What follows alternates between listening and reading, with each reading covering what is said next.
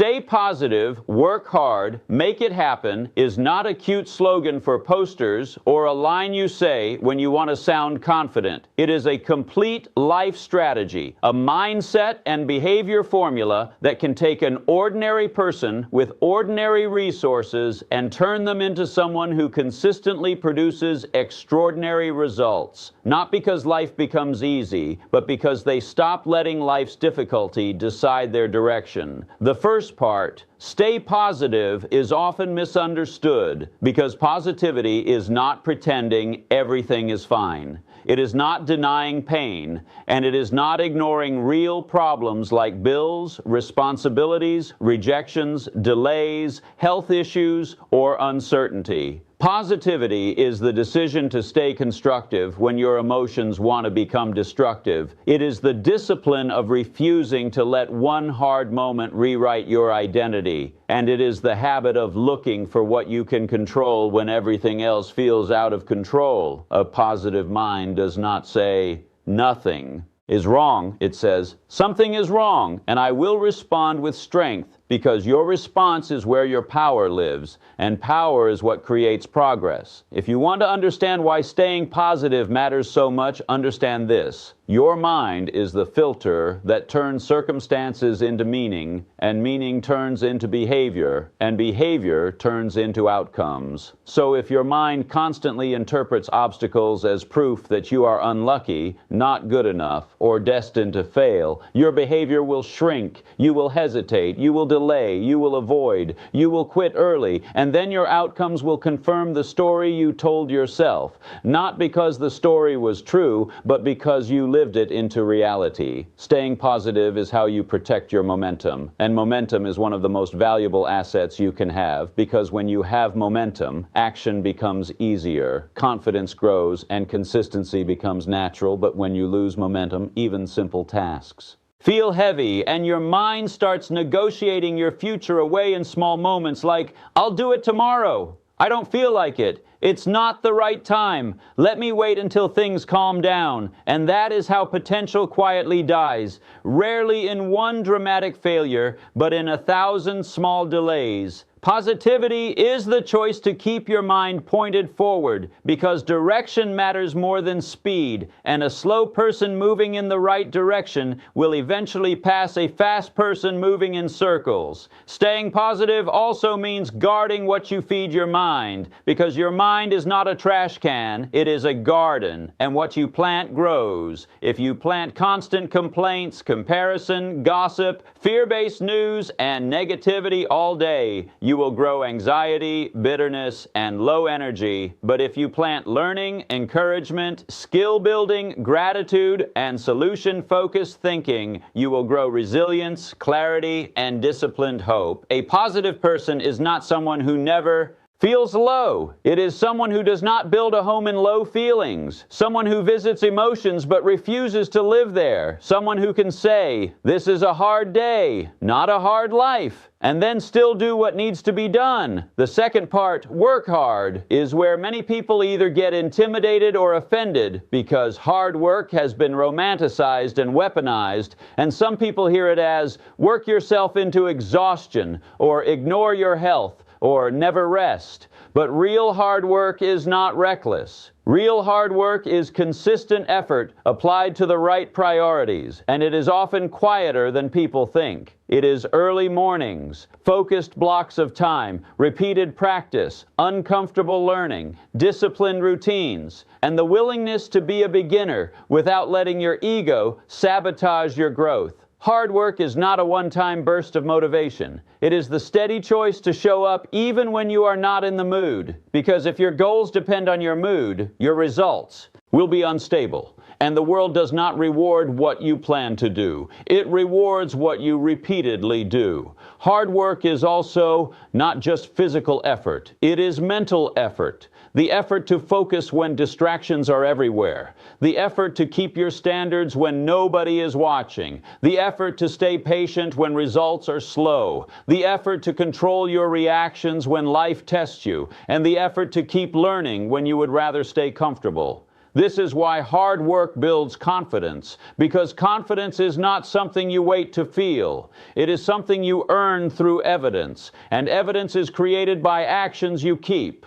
Every time you keep a promise to yourself, even a small one, you build self-trust. And self-trust becomes the foundation of discipline. Many people struggle not because they are incapable, but because they keep breaking promises to themselves. And when you break promises to yourself, your mind stops believing you, so every new goal feels heavy. Because deep down, you do not trust your own follow-through. The cure is not making bigger promises. The cure is making smaller promises and keeping them, because one kept promise changes your identity more than 10 motivational speeches. Hard work is also about choosing process over perfection, because perfection is often procrastination wearing a fancy suit. You say, I need the perfect plan. I need to be fully ready. I need to know exactly what will happen. But real progress requires uncertainty, and the person who succeeds is the one who can move without guarantees. You do not need to see the entire staircase to take the first step, and the first step is usually simpler than your fear makes it. Write the first page, practice the first skill, submit the first application, record the first attempt, take the first walk, make the first call, clean the first corner of your space, save the first small amount, because small steps are not small when they are repeated. They are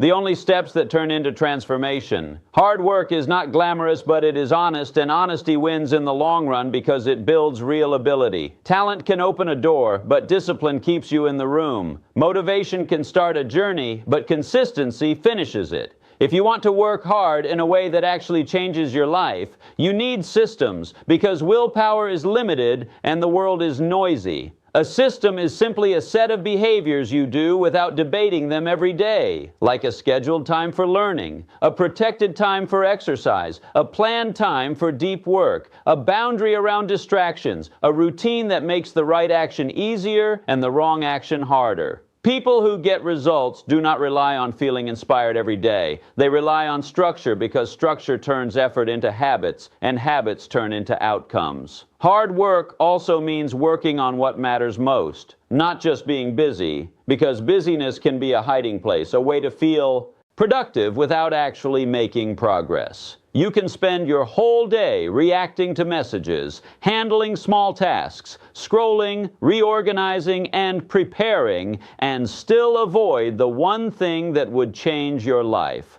Hard work is often doing the one uncomfortable priority first, because when you do your priority first, your day cannot steal it from you. When you delay your priority, distractions and emergencies will always win, and then you tell yourself you didn't have time, when the truth is you didn't protect what mattered. Now the third part, make it happen, is where positivity and hard work finally become real, because make it happen means you stop treating your dreams like wishes and start treating them like responsibilities. Wishes are passive and emotional, but responsibilities are active and scheduled. Making it happen means you decide that your future is not something you wait for. It is something you build. It means you accept that no one is coming to rescue your goals. No one is coming to do your workouts, study your lessons, fix your finances, manage your habits, heal your mindset, or create your opportunities. People can support you, guide you, and encourage you, but the responsibility to build belongs to you. Making it happen is ownership, and ownership is the moment you stop saying, "Why is this happening to me?" and start saying, "What am I going to do about it?" Because the first question creates helplessness, but the second creates power. Making it happen also means you stop negotiating with your goals, because negotiation is where dreams die. Your mind will always offer you reasons to delay: fear, tiredness, uncertainty, embarrassment, perfectionism, and sometimes even being realistic. But you must learn to separate caution from excuses. Caution says, plan wisely, but excuses say, wait forever. Making it happen means you act with wisdom, but you act because action creates clarity, and clarity creates confidence. Many people wait for clarity before they act, but clarity often comes from acting. You discover what works by trying. You refine your strategy through feedback, and you grow stronger by doing what you once feared. Making it happen also means you become comfortable being seen as a beginner because your first attempts will not be perfect, and that is not a problem. It is the process. Every master was once awkward. Every expert was once confused. Every confident person was once unsure, but they became different because they kept going. If you avoid looking imperfect, you will avoid growth, and the cost of avoiding growth is regret. Making it happen is choosing temporary discomfort over permanent regret. It is choosing the pain of discipline over the pain of staying the same. It is choosing improvement over image. It is choosing progress over pride. One of the biggest reasons people do not make it happen is that they treat setbacks as verdicts. They fail once and decide they are failures. They get rejected and decide they are not good enough. They have a bad week and decide they cannot be consistent. But a person who makes it happen treats setbacks as data, not destiny. They ask, what did I learn? What will I adjust? What is the next step? And then they return. Returning is one of the most powerful success skills because winners are not people who never fall off. Winners are people who come back faster. They do not let one bad day become a bad year. And they do not let one mistake become an identity. Making it happen means you build resilience, and resilience is simply the ability to stay in the game long enough for your effort to compound.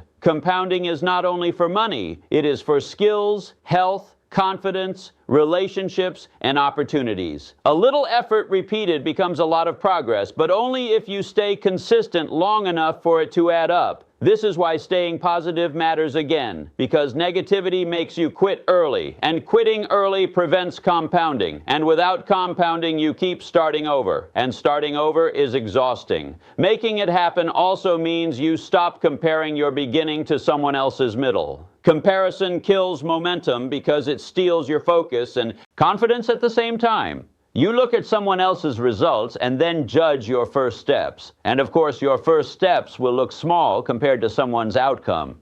But your job is not to be them. Your job is to become you. And the only real competition is the version of you that keeps choosing comfort over growth. Making it happen is focusing on your lane and building your own evidence. It is choosing to be consistent because consistency beats intensity. Intensity shows up when you feel like it. Consistency shows up because you decided. A person who makes it happen does not need to be perfect. They need to be persistent. They keep their standards, not their excuses. They keep their routines, not their random moods. They protect their focus because focus is the bridge between intention and results. If you want to make it happen in a real way, you must also learn to manage your environment, because your environment can either support your discipline or sabotage it. If distraction is always within reach, it will win. If unhealthy options are always available, they will win. If your time is always unplanned, other people's priorities will win. So design your environment. Put your phone away during deep work. Prepare your meals, schedule your habits, choose your inputs, limit negative content, spend time with people who build you, and create spaces where the right behavior is easier.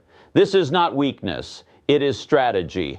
It is how serious people protect their future. Making it happen also means you set clear goals, because vague goals create vague effort. I want to be successful is not a plan. Success at what? By when? With what daily actions? I want to get fit is not a system. What does fit mean? What is the weekly routine? What is the nutrition plan? I want more money is not a strategy. What skill will you learn? What value will you create? What opportunity will you pursue?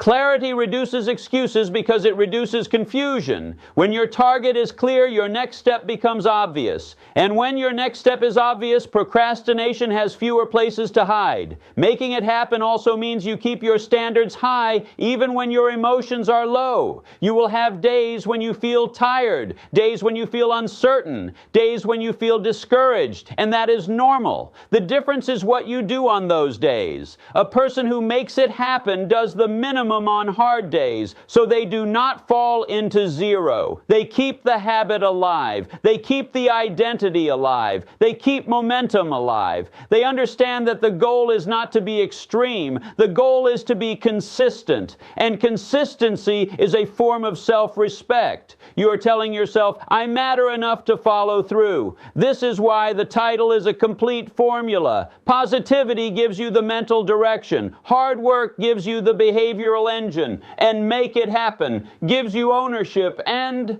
execution. Remove any one of these and your progress becomes unstable. Positivity without hard work becomes fantasy. Hard work without positivity becomes burnout. And positivity plus hard work without ownership becomes waiting for someone to notice you. But when you combine all three, you become dangerous in the best way. Because you are not just hoping, you are building. You are not just dreaming, you are practicing. You are not just consuming motivation, you are producing discipline. And that is what changes everything over time. Imagine what would happen if for the next year you lived by this standard every day. Not perfectly, but consistently. Staying positive by controlling your self-talk and your focus, working hard by doing the important actions even when they are boring, and making it happen by taking ownership of your time and your choices. Your skills would grow, your confidence would rise, your finances would improve, your body would become stronger, your relationships would stabilize, and your sense of control would return. Not because life suddenly became fair, but because you became disciplined. And discipline is one of the greatest forms of freedom because it gives you options. The opposite is also true. A life without discipline becomes a life of limitation because you become controlled by impulses, distractions, and circumstances. If you want to start right now, you do not need a huge plan. Choose one positive practice, one hard work practice, and one execution practice for today. One positive practice could be 10 minutes of quiet, gratitude, prayer, or journaling before you touch your phone. One hard work practice could be a focused hour on a skill, a workout, or a task you have been avoiding. And one execution practice could be taking a real step toward a goal, like submitting an application, making a call, or completing a piece of work. Then repeat tomorrow. Repetition builds identity. Identity builds consistency. And consistency builds results. And when you slip, do not turn the slip into a story about who you are. Correct quickly and return. The fastest way to fail is to demand perfection. The fastest way to succeed is to demand return. Your future is not built by one perfect day. It is built by many ordinary days handled with a strong mindset. So stay positive, not because everything is easy, but because your mind is your responsibility. Work hard, not because you want to suffer, but because you want to grow. And make it happen, not because you are lucky, but because you are committed. The world does not owe you the result, but it will respond to your discipline. The past does not define you, but your habits will shape you. And the moment you stop waiting for permission and start living by this formula, you will notice something powerful. You start feeling different before your life looks different, because your identity changes first and then your outcomes catch up. Keep going. Long enough and one day you will look back and realize that what once felt impossible became normal. Not because you found a secret, but because you practiced a standard. Stay positive, work hard, make it happen.